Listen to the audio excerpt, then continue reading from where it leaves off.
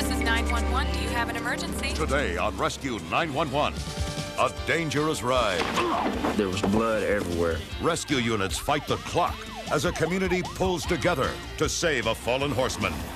Then, a little boy, out of sight for just a moment, Something was out of the ordinary. plunges into an open pool. I thought he was dead. Be there as paramedics and police race to the scene and confront the challenge to save his life on Rescue 911.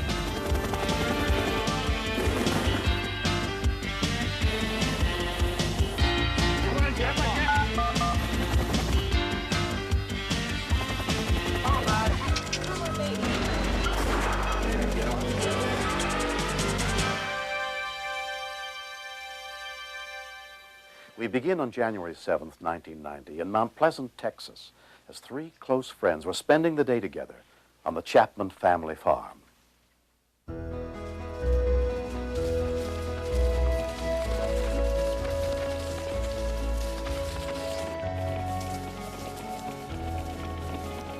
Greg Weaver and his friends had been riding since childhood. It was early in the spring, and it was just one of the prettiest days we'd had so far, so we decided to get outside and go riding. Michael Chapman led the way through a pasture behind his father's house.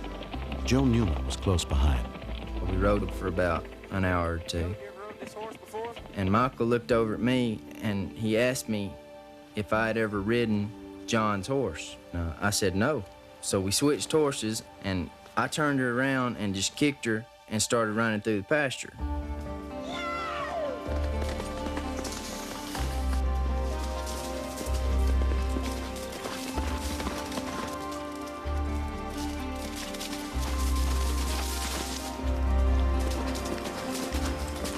I saw him gonna hit the tree before he ever did, and I opened my mouth to scream, and it was too late. And it looked as if Michael's horse didn't see the tree until it was too late. And at that time, it swerved to the right and threw Michael to the left and into the tree. But there was so much blood coming out of his nose and mouth, I couldn't tell if he was breathing or not. I knew a little bit about first aid, and I knew that if all that blood went down in his lungs, he wouldn't have a chance. So that's why I rolled him back over and tried to pick him up where he would start coughing that blood up. And when I got him turned over and had him picked up, he started coughing. Then I knew, that he was still alive. And the next thing I know, I see my horse and Michael's horse just run past me without any riders on them. What happened? He hit the tree, man. Help me hold him up. There was blood everywhere. And I looked up at the tree, and that's the tree is what I remember most about the whole situation. It looked like a bear had reached up there and just took a hunk out of it from where his head hit. When we continue. When I got out there, I just felt everything just left me. It looked like there was no way possible that he could make it.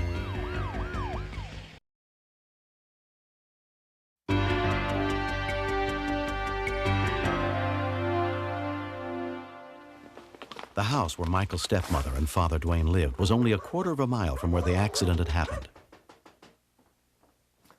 Joe Newman hollered for us to call the ambulance. Michael had fell off his horse. Well, I didn't really think a whole lot about that at that time. I've had them fall off horses before, and Glenda said, well, he might have broke his leg. And I said, well, go ahead and call the ambulance. I'm going out there and see. At 5:10 p.m., a call came into the Memorial Hospital emergency room. Paramedic Paul Newby and his partner were out in the field when the call came in. Dispatch advised respond code 3 to Oak Acres. Alicia said a kid fell off of a porch. Porch or a horse? I misunderstood the call. I thought our dispatcher to say that a young person had fallen off a porch. So we were expecting 6, 7-year-old child, maybe with a broken arm, nothing real serious. When I got out there, I just felt everything just left me. I didn't know what to do, and I just thought, well, this is the end. And I was just hoping and praying that the paramedics would get there, because there was none of us out there really knew what to do. We was all real scared. When I got to the gate, I just jumped on and told them to come around to the back of the house, and I'd get off and show them where to go. When we pulled up, He didn't have any blood pressure at all that would register, and he was unresponsive to painful or verbal stimuli. He wouldn't answer to anything. On 3, 1, 2, 3. Blood was pooling in the back of his throat, and he could possibly aspirate and essentially drown in his own blood. Head injuries, especially closed head injuries, are real bad. And when you're bleeding out the nose and the ears and the mouth, like Michael was bleeding, that's not good. They usually don't make it. It looked like there was no way possible that he could make it. He was grasping for breath like that, you know, he wasn't going to get the next one. And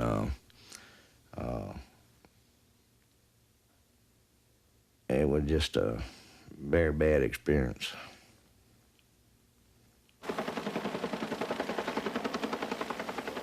Michael's severe head injury needed specialized treatment. He was airlifted to East Texas Medical Center where a trauma team was waiting, led by Dr. William Moore. When I first saw Michael, he had no response to my verbal stimulation. In other words, when I talked to him, he didn't respond. And when I pinched him, he moved a little bit more with the left than on the right. His pupils were very sluggishly reactive. In other words, he was showing signs that his brain just wasn't working very well at all. As the medical team examined Michael, friends and family gathered outside the emergency room, including his mother, Glenda Chapman. The nurse that was with him looked down the hall and she said, I see he's got a lot of family and a lot of friends. The hall was just full by then of people, you know, that had followed us down there. And she said, would you give them a message? And I said, yes. And she said, pray. She gave me that one word. And they had told some of the family that they did not expect him to make it through the night. Okay. You ready? On call that night was neurosurgeon Steve Gady. Those CAT scans showed that he had bruising in his brain. And sometimes after a brain is bruised, there will be such severe swelling that it'll cause even more bruising. And then that bruising causes more swelling. Therefore, even though we've got these wonderful CAT scans that show us incredible pictures of the inside of the head, it's very, very hard to predict what will work and what won't work, what his chances for recovery are and what his chances for recovery aren't. Michael was moved to ICU. Even his doctors didn't know if he'd ever come out of the coma. I suppose when I began to pray, the thing that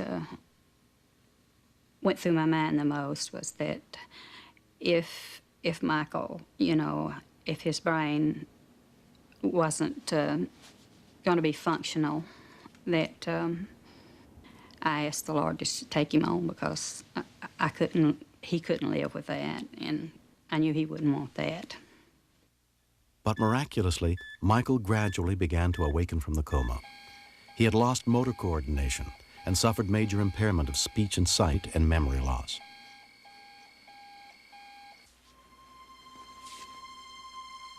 "5 months after the accident, Michael is still undergoing an intensive rehabilitation program under the guidance of Dr. Mark Race. Teaching someone how to dress themselves again, or how to comb their hair, or how to wash their hands, or do the activities of daily living. We attributed his recovery to all of these types of therapies and his own will to get better. Now, let's say you walk on. We never gave up. When the doctor would say, I'm not sure about Michael's vision, or I'm not, you know, really sure about his walking and this, that, and the other, you know, well, we'd say, well, he's gonna walk, and he's gonna see. Father, we thank you for the good things you give us through life. We thank you. The reason that Michael is where he's at today and how he's recovered so fast is that he just never quit. The only thing Michael can see himself is as how Michael was before it happened. And until he gets to that point, I don't think he's gonna accept anything else. Well, I realize now that things happen that aren't planned. I get very impatient. I don't like not being able to do things for myself. I don't like not being able to ride my horse. But I consider myself very lucky to be here. I thank Greg Weaver and all the paramedics that was out here. They really done a great job. And Greg and the paramedics just saved the boy's life. That's all you can say. Even before he was released from the hospital, Michael and his fiancée, Tammy, were married. It was hard not knowing what was going to happen, but it didn't matter. I was going to stand by him no matter what he turned out like. Michael today, he's improved so much in the length of time since his accident. He loves life, and he wanted to get back on that horse one of these days. And he's real optimistic that this is going to happen. On August 24th, 1990, a daughter, Jessica Brooke, was born to Michael and Tammy Chapman. Next. When they finally grabbed him and took him away, only thing I knew was he was not breathing at that time on his own. That meant I had a young son that was dead.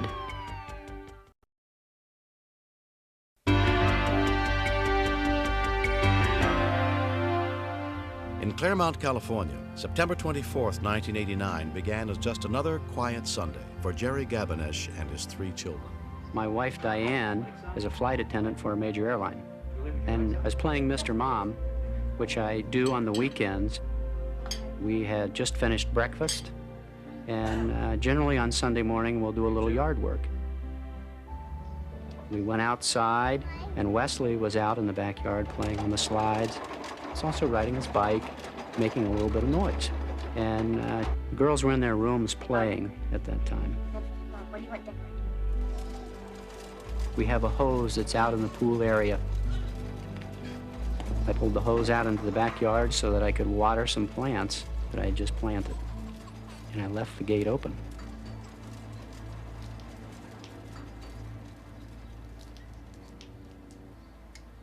I all of a sudden noticed that there was a tremendous silence in the yard. I know there's something wrong at this point. Something was out of the ordinary. And I remember turning around, looking at the yard, and I didn't see, nor did I hear Wesley. Girls, come help me find Wesley right now. Wesley. From that point forward, it was pure adrenaline shooting through my body. And all of a sudden, something tapped me on the shoulder and said, wait a minute, let's check the pool. Wesley! Wesley! Wesley! I pull back the cover, I look, and I see something on the bottom. And I had to look twice because I wasn't really sure what it was. And as I looked again, I noticed that it was Wesley.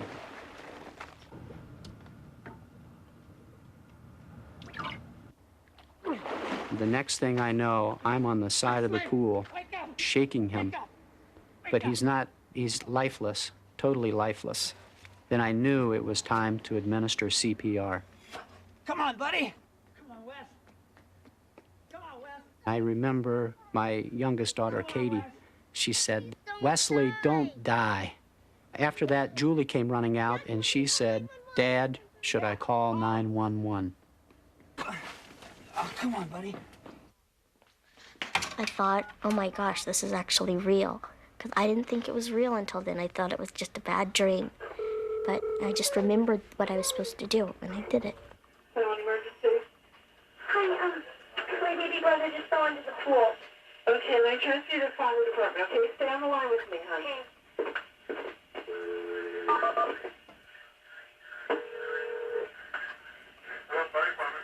Hi, my baby brother just fell into the pool. Okay. Is he still in the pool? No, my dad just got him out and he's giving CPR to him. Okay, your dad is? Yeah. Okay, how old is the baby? He's 1.5. Okay, your dad does CPR then, right? Yeah. Okay, he's giving him enough CPR? Right. Okay, we'll be right there, okay? Okay. Engine 101 of the Los Angeles County Fire Department responded immediately. Paramedic Greg Prancevic headed toward the scene. I have 2 boys of my own. I have a 3-year-old and a 5-year-old, so it really strikes home. And anytime you get an alarm where it may involve a small child, you tend to get a little bit more excited. You have a tendency to drive a little faster, just for the fear of knowing that it could be your child involved someday. Sergeant Rick Mellom on patrol only 5 blocks away from the Gavinish home, also responded to the call. I don't like these kind of calls. Anything to do with a child, they scare me. Because I have 2 of my own, and they're very precious. And that's the only thing that was paramount in my mind. No matter what it's going to take, we're going to try to save this baby.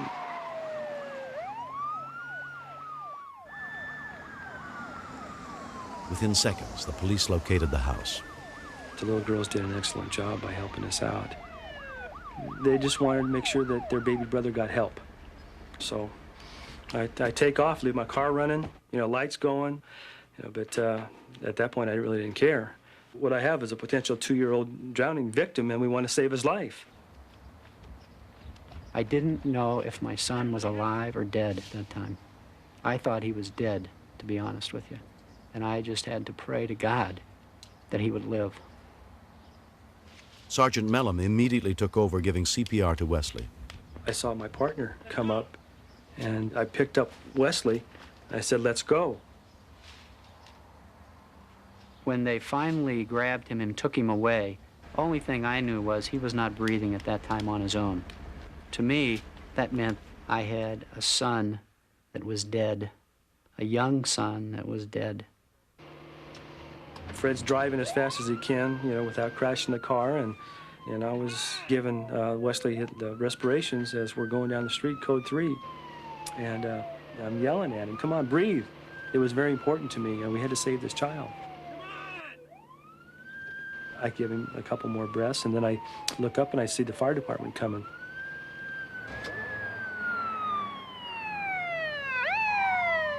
I saw one of the officers with a small, lifeless boy. As the police officer met me at the back of the police unit, he gave me the small boy and said, "He's not breathing. He doesn't have a pulse." Give me O2 back here, guys. Everything just happens so fast.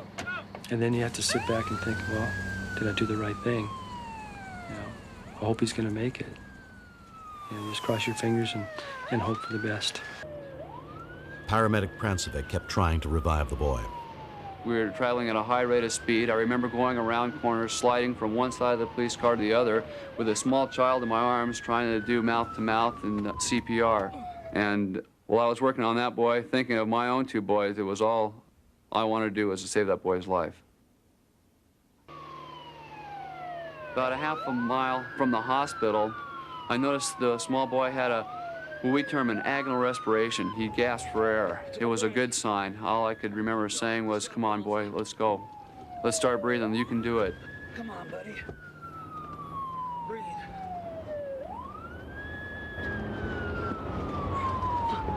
I remember getting to the hospital, and I felt for a pulse. He had a pulse, and it was a very good feeling. After more than 5 minutes, Wesley finally began to show signs of life.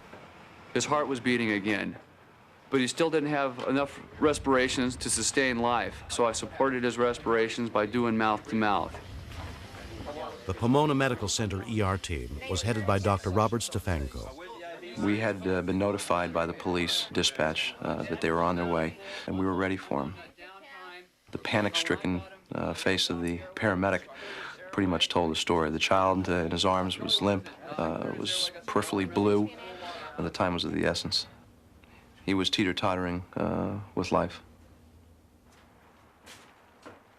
We go inside, and I saw him moving around, and he was screaming and yelling, and as much as I dislike kids screaming, that was music to my ears, is hearing his screams, because that he was breathing on his own.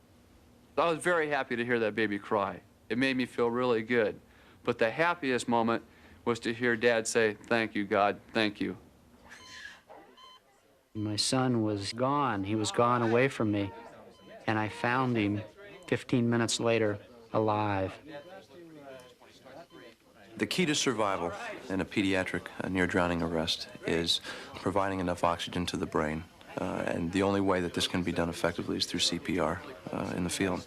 And had he not received CPR by the paramedics, the police officer, and Dad, no matter how fast they drove to the hospital, Wesley would not have survived. Wesley was released from the hospital after 2 days. He has completely recovered. Although he may never remember the Sunday morning when he nearly lost his life, his sisters, father, and Mother Diane will never forget. I have a deep sense of gratitude for the amazingly fast response of the police and the paramedics. They brought my boy back. You know, it's like the Lord saying, hey, pay attention here. These are 3 precious children that I've given you, and you better take care of them. I think I will always feel guilty because I could have prevented that accident. And I think it behooves myself and every parent out there to take the steps to prevent the accidents. He's okay, but I'll be more careful every time from now on. I'd say he's a pretty nice kid, and I'm glad he's still alive.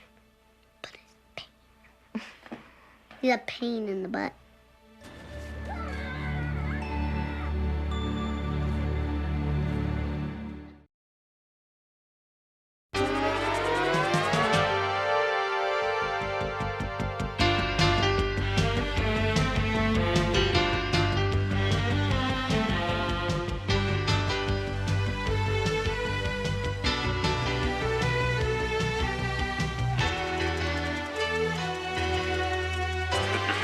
Step out of the car, please.